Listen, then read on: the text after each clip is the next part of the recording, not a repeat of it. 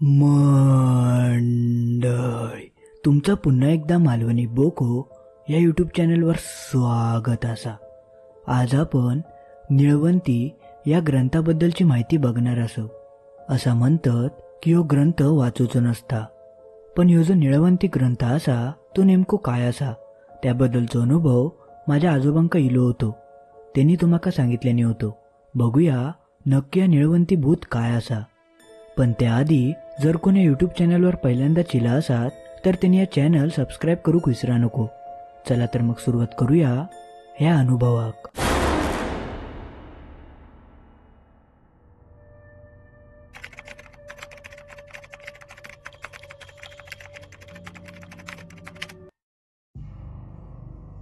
मी तेव्हा 7वी-8वीत होतोय. तेव्हा माझ्या मामांका आध्यात्मिक आणि पौराणिक कथांची चांगली पकड होती. ही जी कथा असा ती पूर्ण वाचूची नसता आणि कोणाक पूर्ण सांगूची पण नसता. निळवंती ह्यो एक अघोरी ग्रंथ असा असं म्हणतात. ह्या ग्रंथात पशुपक्ष्यांची भाषा अवगत करूसाठी काही अघोरी तंत्र मंत्र असत.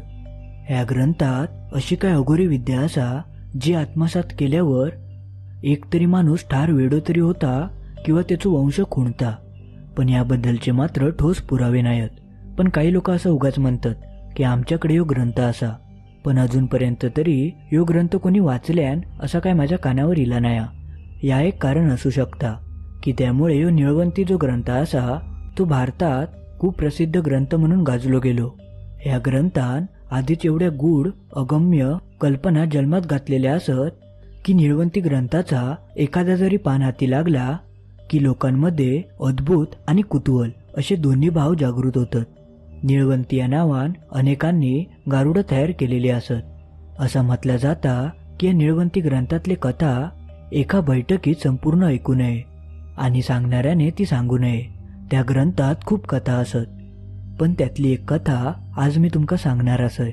जुन्या काळात प्रवास करूचा म्हटला की घोडागाडी किंवा बैलगाडी याशिवाय अजून काय पर्याय नाही होतो. एकदा एक श्रीमंत पुरुष बैलगाडीतून प्रवास करीत होतो.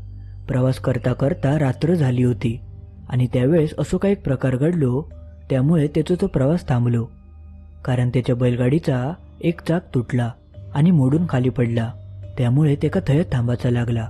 भयान रात्र झाली होती. रातकिड्यांचो भयंकर आवाज कानार पडत होतो आणि अधूनमधून काजवे चमकूक लागले होते. त्या भयान रात्री त्या श्रीमंत तरुणाक बैलगाडीन दगो दिलेलो होतो. त्या दरम्यान त्याच्यासोबत एक भयंकर प्रकार घडलो. अचानक दरोडेखोर त्याच्यावर धावत इले आणि त्याच्यावर हल्लो करूक लागले. त्या दरोडेखोरांका बघून तो तरुण चांगलोच घाबरलो. त्याने आपलो जीव वाचवसाठी त्याने अजिबात वेळ न घालवता बैलगाडीतून बाहेर उडी मारल्यान आणि सरळ जंगलात शिरलो. त्याका ज्या दिशेन वाट गावत होती त्या दिशेन तो बेफाम धावत सुटलो होतो. तो एवढो घाबरलो होतो की तो जीव तोडून धावत होतो. बघता बघता ते दरोडेखोर अचानक नाहीसे झाले. तेव्हा त्याच्या जीवात जीविलो. पण तो आता खय येऊन पोचलो होतो ता त्याका काय कळत नाही होता. पण तो धावान धावान एवढं दमलो की त्याका चांगली धाप लागली होती. बघता बघता तो एका दगडाक अडकान जमिनीवर कोसळलो आणि बेशुद्धच पडलो. जेव्हा सकाळ झाली तेव्हा पक्ष्यांच्या किलबिलाटान आणि सूर्याच्या कोवळ्या किरणांनी त्याका जाग येली. जेव्हा त्यांनी आपले डोळे उघडल्यान तेव्हा त्याका समोर एक दृश्य दिसला. त्या दृश्य बघून त्याच्या पायाखालची जमीनच सरकली. त्याचो आपल्या डोळ्यांवर विश्वासच बसत नाही होतो. कारण त्याच्या समोर एक सुंदर तरुणी उभी होती. त्या तरुणीचा मोहक सौंदर्य बघून तो चांगलोच भारावून गेलो. मग तो तिका विचारूक लागलो, काय गो, तुझं नाव काय? तशी ती सुंदर तरुणी गालातल्या गालात लाजली आणि मान खाली घालून म्हणाली, निळवंती. मग ह्यो जो तरुण होतो तो तिका आपल्यासोबत गावात येऊची विनंती करूक लागलो आणि निळवंती सुद्धा जास्त विचार न करता त्याच्यासोबत गावात येऊक तयार झाली. काही दिवसांनी तो धनवान पुरुष ठणठणीत बरो झालो होतो आणि बघता बघता तो निळवंतीच्या प्रेमात पडलो होतो. तेका ती एवढी आवडूक लागली होती की त्यांनी तिका लग्नाची मागणीच घातल्यान आणि निळवंती सुद्धा त्याच्यासोबत लग्न करूक तयार झाली. पण तिच्या काही अटी होते. तिची पहिली अट होती की रात्री ती त्याच्यासोबत झोपाची नाही. तिची दुसरी अट अशी होती की ती रात्री खयो जातली. ती रात्री खय जाता म्हणून त्यांनी विचारायचं नाही आणि माझ्या मागून येऊन माझा शोध सुद्धा घ्यायचा प्रयत्न करायचो नाही. पण तो जो तरुण मुलगा होतो तो निळवंतीच्या सौंदर्यावर एवढं बोललो होतो की त्यांनी त्याचे सगळे अटी मान्य केल्यान. आणि मग निळवंतीच्या पहिल्या अटीप्रमाणे लग्नाच्या पहिल्या रात्री ती काय त्याच्यासोबत झोपली नाही. ती शयन कक्षातून सरळ बाहेर पडली, कारण ती दुसरी तिसरी कोण नसान ती एक यक्षिणी होती. आणि त्या ती अशी यक्षिणी होती की ती पृथ्वी तळावर अशी त्रेंगाळत पडलेली होती, कदाचित शापानासात किंवा अन्य काही कारणामुळे. पण ती पृथ्वीच्या बाहेर पडूसाठी मार्ग शोधत होती, कारण ती का पुन्हा यश लोकात जाऊचा होता. ती आपल्या लोकांमध्ये पोचूसाठी मार्ग शोधत होती, पण त्यासाठी तिका गूढ ज्ञान आत्मसात करून घेऊचा होता. आणि याच तिचा अंतिम ध्येय सुद्धा होता. आणि या ध्येय पूर्ण करूसाठी ती रात्रभर बाहेर भटकायची. अतृप्त आत्मे, भूताकेता यांच्याशी ती संवाद साधायची. ते जे काय सांगतील त्या लिहून ठेवायची. आणि ह्याचा कामाचा ती 1000 वर्षांपासून ती करत इली होती. त्यामुळे तिच्याकडे गूढतंत्र मंत्रांची चांगलीच माहिती जमा झाली होती. अनेक विद्या तिने आत्मसात करून ठेवलेले होते. आणि ह्या सगळा ज्ञानाचा ता तिका काय सहज मिळाला नाही. त्याच्यासाठी तिका भूत, सिद्धपुरुष, आत्मा, भूताकेता यांका काहीतरी देवचा लागायचा, काहीतरी त्याग करूचो लागायचो.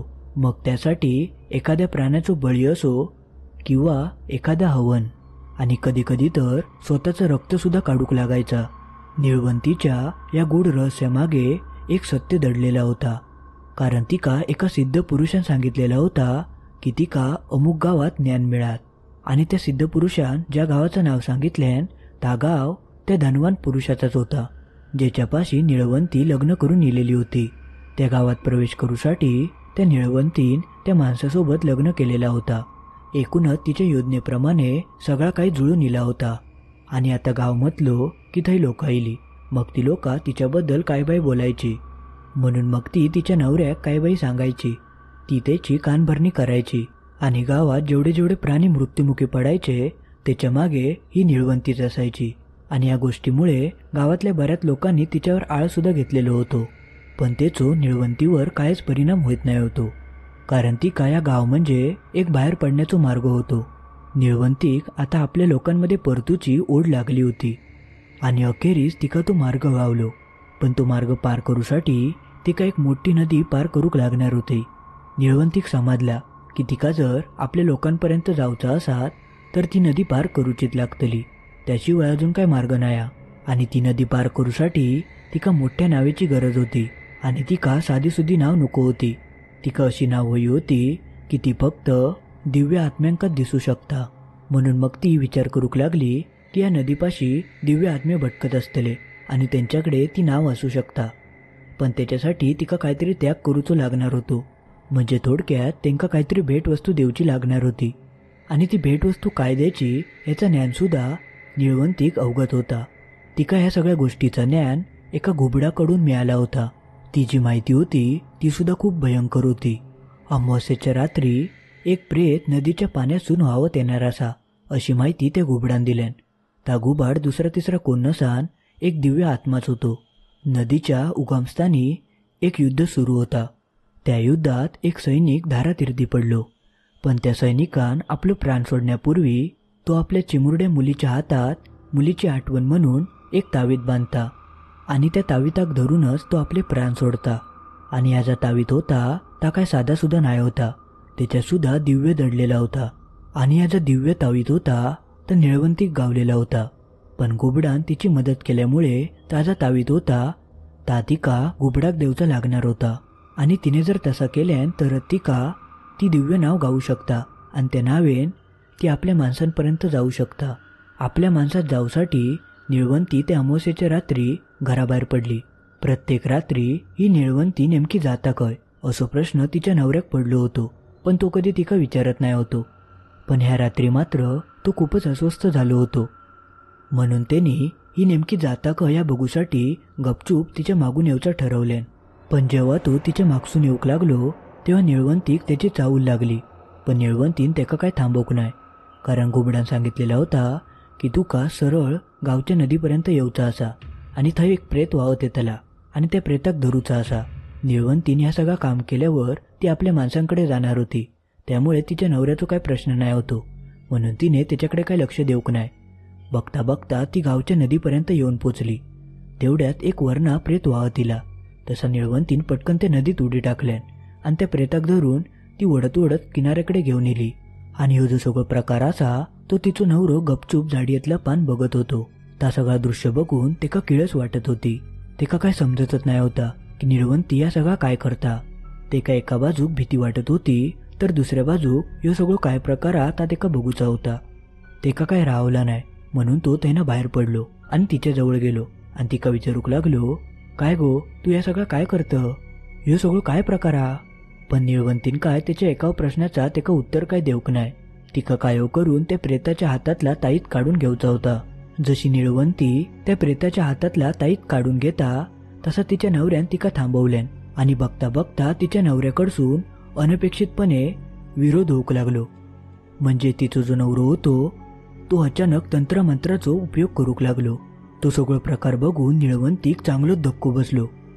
तिका जो माणूस सामान्य वाटत होतो तो सामान्य नाही होतो, तो एक राक्षस होतो आणि तेका सगळे जादूटोने माहिती होते. आणि बघता बघता तो राक्षस त्या प्रेताच्या हातातला ताईत घेऊन पळान जाता. निळवंतीक त्या दृश्य बघून चांगलो संताप येता आणि त्या संतापातच ती एका पक्ष्याचं रूप घेता आणि बघता बघता ती जंगलात उडून जाता. आणि निळवंतीन जा काय सगळा लिहून ठेवलेला होता ता सगळा सामान गावातल्या एका माणसाक गावता. तो माणूस पटकन तिचा सगळा सामान गोळा करता. त्या सामानात निळवंतीन बरीचशी माहिती लिहून ठेवलेली होती. बरेचसे तंत्रमंत्र लिहिलेले होते. पण त्या माहितीबद्दल त्या माणसाक काहीच माहीत नाही होता. पण तरी सुद्धा त्या माहितीत जा काय ज्ञान लिहिलेलं होता ता ज्ञान वापरूसाठी तो माणूस प्रयत्न करता. पण तेचो तेका कायच उपयोग होत नाही, कारण निळवंतीन थोडीफार माहिती लिहिलेली नाही होती. तरी तिने तब्बल हजारो पानांची माहिती लिहिलेली होती आणि त्याच्या सुद्धा सूत्रबद्ध अशी खयचीच रचना नाही होती. प्रत्येक पानावर वेगवेगळी भाषा असायची.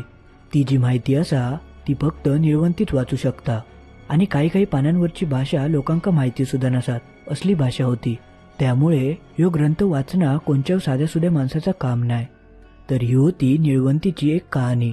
असे निळवंतीचे खूप कहाणी असत, पण ते सगळे कहाणे एका बैठकीत वाचूचे नसतात किंवा सांगणाऱ्याने सांगूचे नसतात. त्यामुळे आज आपल्या घरात थांबूचा लागतला. मंडळी आज पुरता एवढाच. तुमका ही गोष्ट कशी वाटली त्या कमेंटमध्ये नक्की कळवा. आणि तुमका निळवंती ग्रंथाबद्दल काय माहिती असात तर ती सुद्धा माका कमेंटमध्ये नक्की कळवा. आणि तुमका जर असेच निळवंतीचे काही गोष्टी ऐकायचे असतील तर या व्हिडिओचे 1000 लाईक कंप्लीट करून टाका. आणि अजून तुम्ही या चॅनल सबस्क्राईब करूक नशाल तर या चॅनल लगेच सबस्क्राईब करून टाका. असेच आगळेवेगळे भूताच्या गोष्टी येतच असतात. चला तर मग लवकरच भेटूया अशीच एक आगळीवेगळी गोष्ट घेऊन पुढच्या भागात.